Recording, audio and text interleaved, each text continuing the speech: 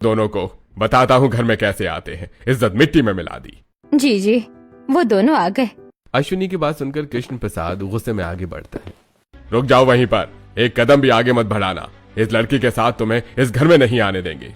अरे बेटा, तूने मेरी नाक कटवा दी, क्या यही संस्कार दिए थे? देवर जी, शादी करनी थी तो गांव की लड़की से करते, ये शहर वाली क्यों? आज तक हम बिना पल्लू के बड़ों के सामने नहीं आए और ये बिना साड़ी पूरे गांव में घूम रही है। इस लड़की में कोई संस्कार नहीं, हमारे घर की इज्जत मिट्टी में मिला दी। ऐसी शहर की लड़कियां पता नहीं कितनों के साथ घूमती हैं। अब मेरे भाई को फंसा लिया, न जाने कहां कहां मुंह मारा होगा। नीरज की बात सुनकर सौरभ का गुस्सा फूटता है। बस कीजिए भैया, बहुत सुन लिया। मैं अब सेजल के खिलाफ एक शब्द नहीं सुनूंगा। मैं उससे प्यार करता हूँ। अरे बस कर सौरभ, मैं तो उससे बड़ा हूँ। ऐसी लड़कियां सिर्फ धोखा देती हैं। शादी मैंने की है, मैं संभाल लूंगा। मैं यहाँ आशीर्वाद लेने आया हूँ, आप लोगों से मेरी पत्नी की बेइज्जती करवाने नहीं आया हूँ। आप ये क्या कह रहे हैं? सेजल सौरभ को समझाती है और वहीं घर के लोग आपस में बातें शुरू करते हैं। अगर ये चला गया तो बदनामी होगी। अरे शायद इन्हें घर में रख लेना ही सही है। पापा जी, इन्हें अंदर आने दीजिए। बाहर जितनी देर रहेंगे उतनी बदनामी होगी। घर वाले अपनी इज्जत का सोचकर रिश्ता मान लेते हैं और अश्विनी गृह प्रवेश करवाती है। बेटी, दाहिने पैर से कलश गिराकर अंदर आओ। अगर शहर की देवरानी इस गांव में रही तो कहीं ऐसा ना हो कि हम बहू पर ही ज्यादा अत्याचार बढ़ जाए। कुछ ऐसा करना पड़ेगा जिससे ये खुद घर छोड़कर भाग जाए। ये सोचकर निहारिका और अनामिका से बात करती हैं और कुमकुम की थाल लेकर सेजल के सामने रखती हैं। रुको, ये लो कुमकुम, इसमें पैर रख कर आना। सेजल कुमकुम में पैर रखती है। अरे तुम ठीक हो? हाँ, मैं ठीक हूँ। सेजल गृह प्रवेश करती है और सभी के आशीर्वाद लेती है। बहू, मेरे साथ कमरे में चल। सेजल कमरे में जाती है और तभी अश्विनी थाल में रखी एक भारी साड़ी उसे देती है। ये घर परंपरावादी है, यहाँ रीति रिवाज मानने पड़ेंगे। हमारी बहुएं घूंघट रखती है, तुझे भी रखना होगा। हाँ, जब शादी की है तो अब जिम्मेदारी अभी निभाओ, अगर थोड़ी सी भी गड़बड़ ना हो। जी मम्मी जी, आज से मैं साड़ी पहनूंगी और घूंघट भी लूंगी। सेजल की बात सुनकर सब बाहर चले जाते हैं और सेजल साड़ी पहनती है। कुछ देर बाद सौरभ कमरे में आता है। अरे वाह, जीन्स पहनने वाली लड़की आज साड़ी में कैसे? ओहो, तुम्हारे घर वालों ने कहा था ना, इसलिए पहन ली। ये क्या, तुम्हारे पैरों से तो खून कैसे निकल रहा है? नहीं नहीं, ये तो बस कुमकुम आलता है, घबराहट में फैल गया। अच्छा ठीक है, रात काफी हो गई है, सो जाओ। हाँ, बस सो ही रही हूँ। सेजल बिस्तर पर लेट जाती है और सौरभ लाइट बंद करने जाता है। तभी नजर पैरों पर पड़ती है। ये क्या, सेजल के पैरों में आल तक टपक कैसे रहा है? सौरभ पास जाकर पैर देखता है। अरे ये तो खून है। सेजल ने मुझसे झूठ क्यों कहा? पहले दवाई लगा देता हूँ। सौरभ दवाई लगाकर पट्टी करता है और सो जाता है। और फिर अगली सुबह, मेरे पैरों में पट्टी किसने की? तुम्हारे पैरों में चोट लगी थी और तुमने मुझसे झूठ क्यों कहा? कैसे लगी चोट, ये बताओ। अब मैं इन्हें कैसे बताऊं? ये चोट इन्हीं के परिवार वालों के जानबूझकर आलते की थाली में कांच डालने की वजह से हुआ है। क्या सोच रही हो? वो मेरे से गलती से ठोकर लग गई थी, बस इस वजह से।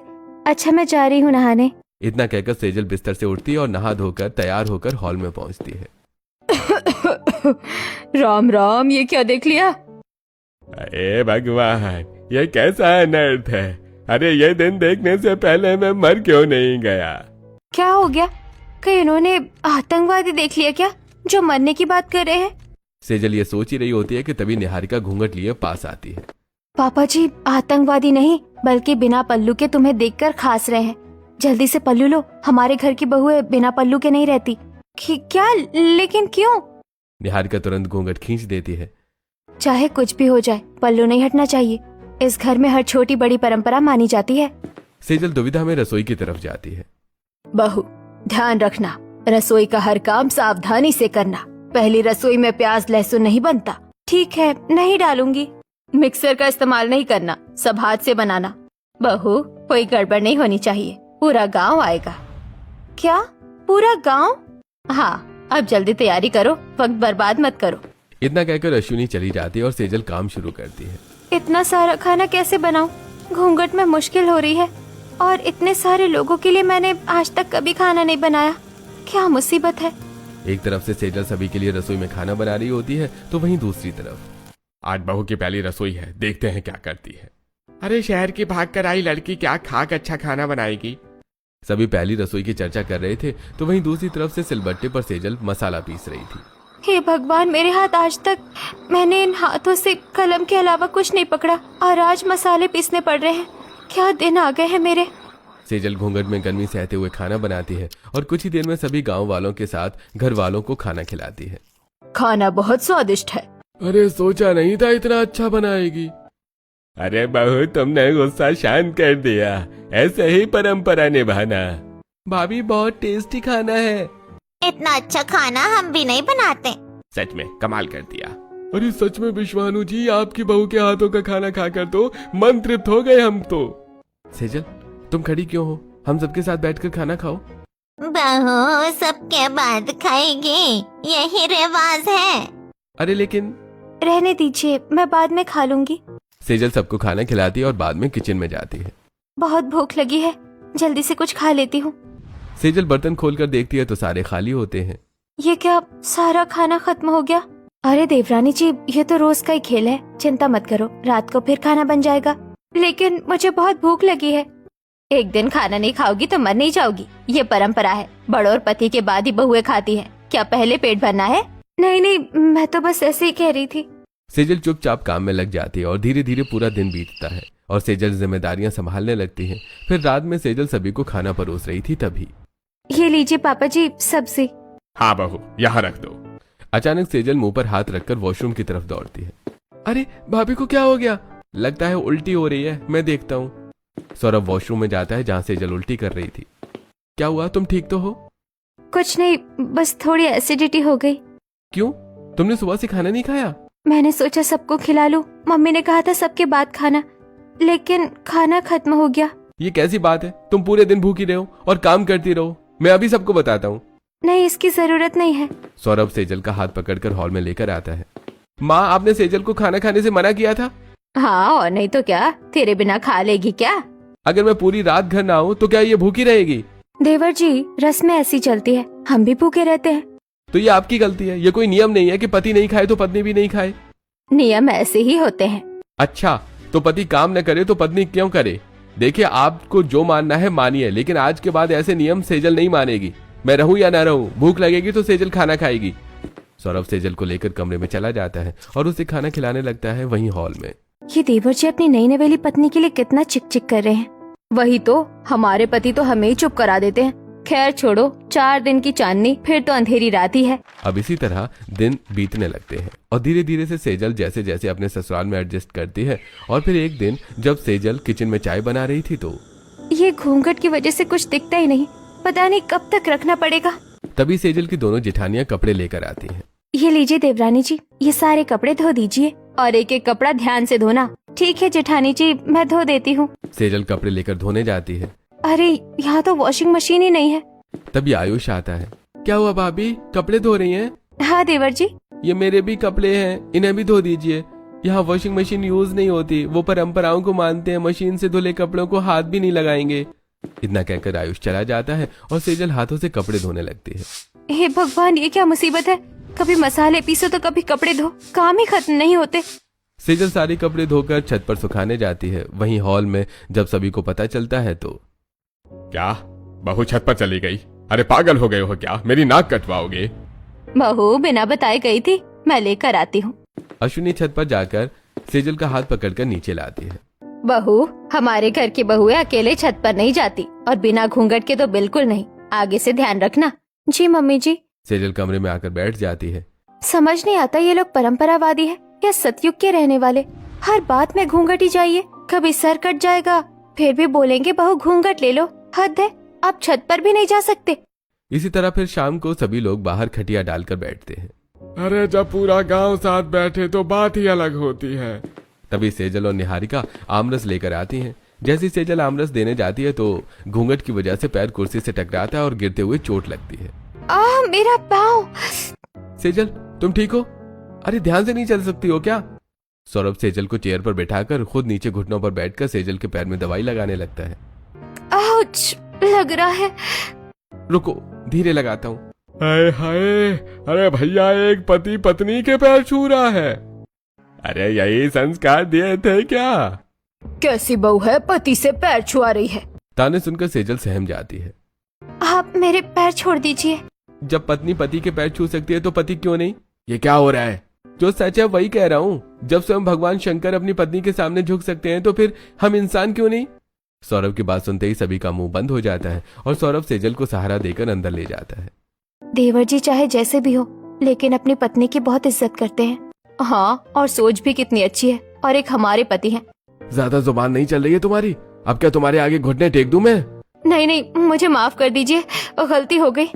अभिषेक अनामिका को डांट कर कमरे में ले जाता है और सब लोग अपने घर चले जाते हैं। वहीं दूसरी तरफ गांव की औरतें भी सोचने लगती हैं। सौरभ अपनी पत्नी का कितना ध्यान रखता है, काश मेरे पति भी ऐसे होते। तभी रमेश आता है और लक्ष्मी को थप्पड़ मारता है। अरे क्या चाहती है तू? मैं तेरे पैरों में झुक जाऊं? अरे सौरभ का क्या है, मर्दानगी तो है नहीं उसके अंदर, और मेरे ऐसे संस्कार नहीं है कि मैं किसी औरत के सामने झुक जाऊं। नहीं नहीं, वो मेरा ये मतलब नहीं था। तेरा जो भी मतलब था, आइंदा मुंह से किसी और का नाम भी नहीं निकलना चाहिए। चलो मेरे पैर दबाओ। इतना कहकर रमेश बिस्तर पर लेट जाता है और लक्ष्मी उसके पैर दबाने लगती है। इसी तरह गांव के सभी घरों में कोई भी पति अपनी पत्नी की इज्जत नहीं किया करता था, लेकिन पूरे गांव में एक सौरभ ही था जो सेजल को सभी के खिलाफ जाकर इज्जत देता और पलकों पर रखता। इसी तरह एक दिन जब गांव में पंचायत बैठती है। मुझे छोड़ दीजिए, मुझसे गलती हो गई, मैं तो चोर हूँ। इतने महंगे गहने देखकर मेरी नीयत फिसल गई। हाँ, इसमें चोर की क्या गलती है? गलती तो इस औरत की है जिसने इतने महंगे गहने पहने। ये साफ साफ अन्याय है। गहने उसके हैं तो पहनेगी ही, इसमें उसकी क्या गलती? गलती तो चोर की है। निकिता की बात सुनते ही राघव उठकर थप्पड़ मारता है। अरे तुम्हारी हिम्मत कैसे हुई सबके सामने बोलने की? घर की औरतें जितनी चुप रहे उतनी ही अच्छी लगती हैं। सेजल से रहा नहीं जाता और सेजल खड़ी हो जाती है। रुक जाइए, हमने आपकी हर बात मानी। घूंघट लेने पर इसका मतलब ये नहीं कि अन्याय के खिलाफ आवाज भी ना उठाए। गलती औरत की कैसे हो सकती है? लो बोल पड़ी कलंगिनी, जब से आई है अब शगुन ही हो रहा है। जो खुद भाग कर आई है वो हमें कैसे खाएगी? क्या सही है और क्या गलत? सेजल की आवाज उठाते ही गांव के सभी लोग एक तरफ हो जाते हैं और सेजल को ताना मारने लगते हैं कि तभी बस कीजिए आप लोग, मेरी पत्नी ने गलत क्या कहा? अरे तेरी पत्नी गलत ही कह रही है। क्या सरपंच का फैसला मायने नहीं रखता? आप सरपंच है लेकिन ये पंचायत है, यहाँ हर किसी की राय जरूरी है। दिक्कत सेजल में नहीं आपकी सोच में है। यहाँ न्याय नहीं बल्कि औरत मर्द देखकर फैसला सुनाया जाता है। आप चुप रहिए, क्या कह रहे हैं? बड़ा आया सभी गांव वालों के खिलाफ जाकर अपनी पत्नी का साथ देने वाला। मैं सिर्फ इसका नहीं बल्कि न्याय का साथ दे रहा हूँ। सेजल चलो मेरे साथ। सौरभ सेजल का हाथ पकड़कर वहां से ले जाता है। गांव के लोग आपस में बातें करने लगते हैं। अरे भैया देखो कैसे पत्नी के लिए लड़ रहा था। अरे जोरू का गुलाम कहीं का, पत्नी के पल्लू से बंद क्यों नहीं जाता? सभी गांव वाले सौरभ के खिलाफ हो जाते हैं और अक्सर अब उसे ताने मारने लगते हैं। वहीं घर पर आपके पति आपकी चाहे कितनी इज्जत कर ले, लेकिन आपके सपने तो पूरे नहीं करवा सकते। हाँ, बेचारी शहर से पढ़ लिख कर आई और गांव में चूल्हा चौका कर रही है। अपनी जेठानियों की बात में उलझ कर सेजल पूरा दिन इसी सोच में काट देती है और फिर रात को। क्या हुआ, तुम परेशान लग रही हो? कल मेरा इंटरव्यू है, लेकिन मैं जॉब नहीं कर सकती। किसने कहा कि तुम जॉब नहीं कर सकती? गांव में कोई औरत बाहर नहीं जाती तो मैं कैसे? अरे लोग क्या कहते हैं, हमें इससे क्या फर्क पड़ता है? और वैसे भी जिंदगी तुम्हारी है तो फैसला भी तो तुम्हारा होगा ना। तुम तैयारी करो इंटरव्यू की, कल मैं तुम्हें ले चलूंगा। अगले दिन सौरभ सेजल का हाथ पकड़कर बिना घूंघट के इंटरव्यू दिलाने ले जाता है कि तभी कहाँ ले जा रहा है बहू को? कहीं नहीं, बस इंटरव्यू दिलाने जॉब के लिए। बहू जॉब करेगी? हमारे गांव में किसी की भी बहू ने जॉब नहीं की आज तक। बहू की इज्जत चार दीवारियों के बीच ही होती है। हाँ, और वैसे भी घर की बहू बाहर जाकर मर्दों के साथ काम नहीं करती। मैं सेजल के सपने आप लोगों की सोच की वजह से अधूरे नहीं छोड़ सकता। सेजल मेरी जिम्मेदारी है और इसकी खुशियां भी। सौरभ सेजल को लेकर घर की दहलीज पार करता है और इंटरव्यू के लिए चला जाता है। शादी के बाद हम कभी बाहर नहीं जा सके। सच में हमने कभी हिम्मत नहीं की। सच, हम सब सहते गए, लेकिन अब समझ में आ रहा है चुप रहना ही हमारी कमजोरी थी। धीरे धीरे घर की औरतों की सोच बदलने लगती है। वहीं गांव के लोगों को जब ये पता चलता है तो अरे देखो पत्नी का गुलाम इंटरव्यू दिलाने जा रहा है। अरे भैया, पत्नी की कमाई खाएगा। ऐसी औरतों का कोई चरित्र नहीं होता जो लड़के बाहर मर्दों से मिले, और वो असली मर्द नहीं होता जो अपनी पत्नी पर विश्वास न कर सके। घर में पत्नी को कैद करके रखना मर्दानगी नहीं है। ये सारी चीज छत पर खड़ी एक बुजुर्ग औरत भी देखती है। कितने सालों से मैं एक सरपंच की पत्नी होने के बावजूद ये सारी चीज सहती आई हूँ। सिर्फ अपने पति की वजह से चुप रही, पर शायद अब इस गांव की सोच बदलेगी। इस अंधेरी रात के बाद सूरज जरूर निकलेगा। सौरभ सेजल को इंटरव्यू दिलाता है और उसे जॉब करने की परमिशन देता है। फिर अगले दिन जब सेजल और सौरभ वापस में बात करते हुए घर आ रहे थे तो सच में आज आपकी वजह से ही मैं अपने सपने पूरे कर पा रही हूँ। अरे ये तो मेरा फर्ज है, अब तुम्हारे सपनों की जिम्मेदारी भी मेरी ही है ना। सच में न जाने मैंने कौन से 16 सोमवार के व्रत किए थे कि मुझे आप जैसा सभी गांव वालों के खिलाफ जाकर मेरी इज्जत और केयर करने वाला पति मिला है। सेजल और सौरभ आपस में बातें करते आगे बढ़ रहे थे कि तभी कुछ गांव वालों की नजर सेजल की साड़ी पर लगे पीरियड्स के निशान पर पड़ जाती है। अरे हाय हाय, देखो ऐसी हालत में भी बाहर घुमा रहा है। जरा सी भी शर्म नहीं है इसे। हमारे समय में तो हम कमरे से बाहर नहीं निकलते थे। ताने सुनकर सेजल हैरान होकर सौरभ की तरफ देखती है। ये लोग अचानक मुझे ताना क्यों मार रहे हैं? सौरभ पीछे देखता है और प्रॉब्लम समझ जाता है। तुम्हें पीरियड्स आ गए हैं। क्या? लेकिन अभी तो डेट भी नहीं आई थी। अब मैं क्या करूं? मुझे बहुत शर्म आ रही है। मैं ऐसे नहीं जा सकती। रिलैक्स करो, ये हर महीने होने वाली चीज है। सौरभ अपनी जैकेट उतारकर सेजल की कमर में बांध देता है। लेकिन इससे तुम्हारी जैकेट खराब हो जाएगी। मेरी जैकेट तुमसे ज्यादा जरूरी नहीं है। सौरभ सेजल को लेकर घर पहुंचता है। ये सेजल के कमर पर जैकेट क्यों बंधा है? सेजल को पीरियड्स आ गए थे। ऐसी बात है, खुलकर बोलते शर्म नहीं आती। ज्यादा देर यहाँ मत खड़ी रहो, कमरे में जाओ। सेजल चुपचाप कमरे की ओर बढ़ती है, तभी निहारिका रोकती है। बहू, हमारे यहाँ जब किसी लड़की को ऐसा होता है तो वो घर में नहीं रहती। घर के पीछे एक छोटा सा कमरा है, वहीं रहती है। तुम भी वहीं जाओ। निहारिका सेजल को घर के पीछे छोटे से कमरे में ले जाती है, जहाँ टूटे फूटे बिस्तर के साथ न एक ढंग का पंखा था और यहाँ तक कि पूरे घर में मकड़ी के जाले फैले हुए थे। क्या मुझे यहाँ रहना पड़ेगा? परंपरा है, माननी पड़ेगी। निहारिका चली जाती है और सेजल अकेली बैठ जाती है। वहीं दूसरी तरफ सौरभ दुकान पर जाता है। क्या चाहिए? एक सैनिटरी पैड दे दीजिए। शर्म नहीं आती है बोलते हुए? अरे इसमें शर्म की क्या बात है, आप भी तो अपनी पत्नी के लिए खरीदते ही होंगे। अरे इतना महंगा हर महीने कौन खरीदे? अरे सिगरेट पर खर्च कर सकते हो लेकिन पत्नी की सेहत पर नहीं। सौरभ ताना मारकर पैड लेकर लौटने लगता है। तभी जब गांव के लोगों की नजर सौरभ के हाथ में सैनिटरी पैड पर पड़ती है तो अरे ऐसे गांव से निकाल देना चाहिए। अरे देखो क्या लेकर जा रहा है, गांव की इज्जत और मान मर्यादा तो सब मिट्टी में मिला दी है इसने। सभी गांव के लोग सौरभ को नफरत भरी निगाहों से देखने लगते हैं और सभी को अनदेखा करता है और सेजल के लिए चॉकलेट और सैनिटरी पैड लेकर सेजल के पास जाता है। आप मेरे लिए ये लेने गए थे? हाँ हाँ, क्यों नहीं। लोगों ने क्या कहा होगा? लोगों को बोलने दो। तुम ये लो चॉकलेट खाओ। वैसे तुम यहाँ क्यों हो मेरे साथ? चलो। मम्मी जी ने मना किया। सौरभ बिना सुने सेजल को अपने कमरे में ले जाता है।